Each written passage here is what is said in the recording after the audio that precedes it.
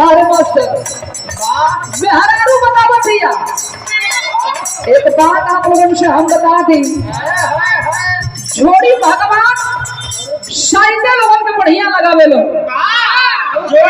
हाँ वो मर्द मेहरारू के जोड़ी, मर्द खूब सुंदर बा, हैंडसम बा, तो मेहरारू तन की करिया मिल गई, कुछ उल्टा फुल्टा दिमाग के हाथ दिमाग के मिल जाई। अब मेहरारू खूब सुंदर बिया, ओकर मर्द हल्का हाफ दिमाग के मिल जी ना तो करिया मिल जी, बड़ी परेशान बिया।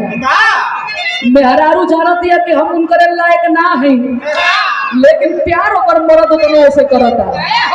अपने सखी लोगन से कह दिया, कहा कहला हम पर गई हो सुंदर पर गई हो,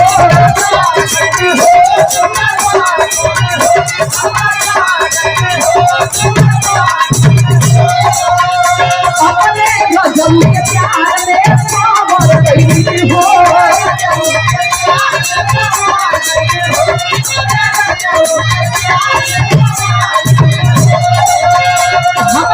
कर गई हो सुंदर पर गई हो, अपने गजल के प्यार में सावर गई हो।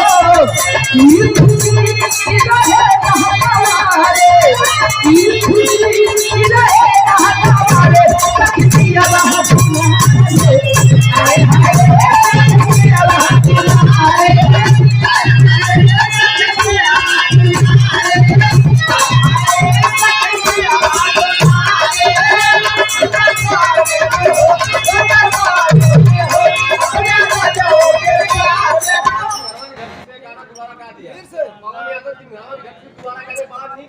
और ये पवन यादव तिमधरावा के धरती से 100 रुपया पुरस्कार, बहुत बहुत आपके प्रणाम बा।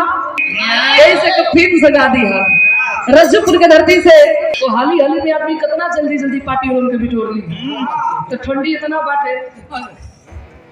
मेहरारू कहले भैया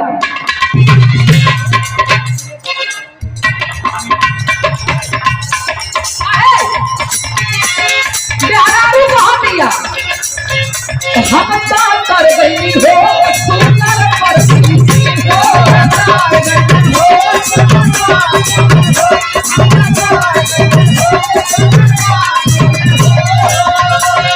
अपने गजल के प्यार में सावर गई हो,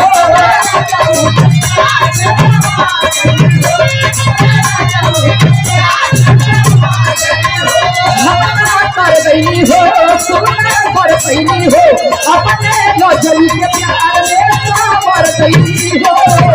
ये खुशी रहे हमारे, ये खुशी रहे हमारे, सखिया हमारे। ये कौन ब्रेक लगावत हो? ये पावर ब्रेक है। बिराह में पावर ब्रेक लेके कब से घूमे लगल?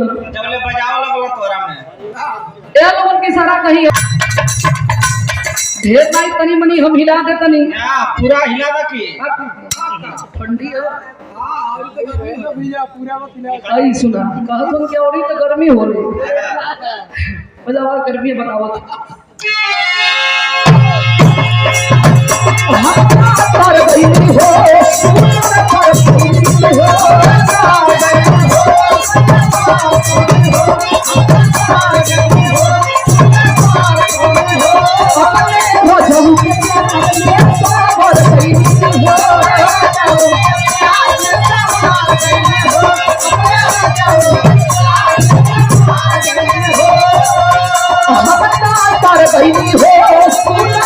पहली हो, अपने रजब के प्यार में सावर गई हो। ये खुशी रहे हमारे, ये खुशी रहे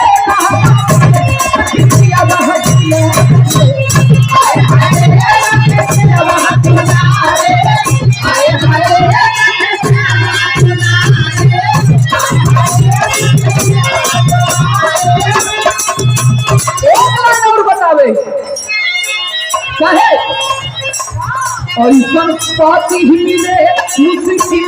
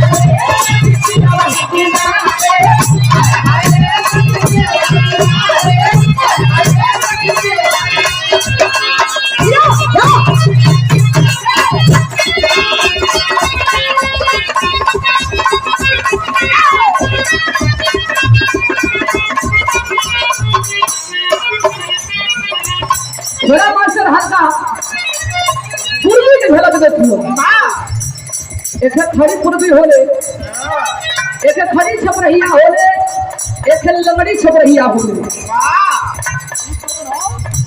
एक लंगड़ी कहल जाला पहले के जमाना में गाड़ी घोड़ा बड़ा कम रहल हमार बाबा पुरनिया लोग बैठल हुन आजकल में बड़ी व्यवस्था हो गई पहले के जमाना में आदमी मेहरारू विदाई करके 55 कोस 10-10 किलोमीटर पैदल लेके चलना मेरी दबेली दुल्ही भी आ